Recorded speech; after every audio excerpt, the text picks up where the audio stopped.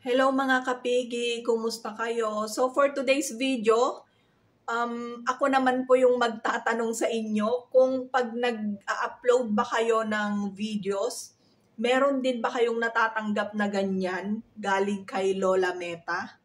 So alam naman natin, reach new audience by creating a reel from your video. Alam naman natin na pag nag-upload tayo ng long video, pwede tayong kumuha doon na pwede nating gamiting gawing reels sa ilan doon sa long videos natin. Sabi niya dito, grow your following.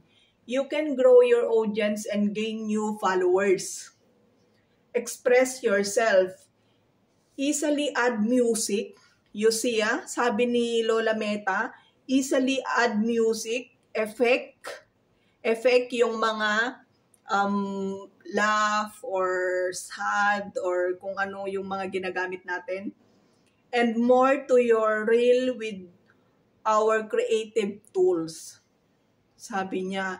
So, di ba nga, bawal ngayong may music, pero meron naman tayong pwedeng gamiting reels, yung mga inaalok din ni Lola Meta.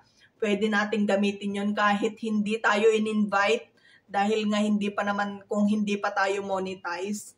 Pag nag-scroll tayo ng mga reels, meron tayong makikita doon na inaalok ni Lola Meta na pwede nating gamitin na music. So, okay nga yun.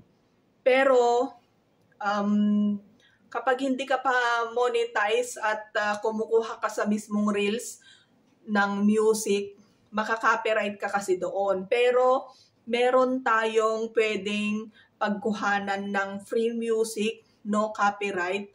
Basta meron kang Meta, yung sa kwan ni Lola Meta, mismo doon ka kukuha ng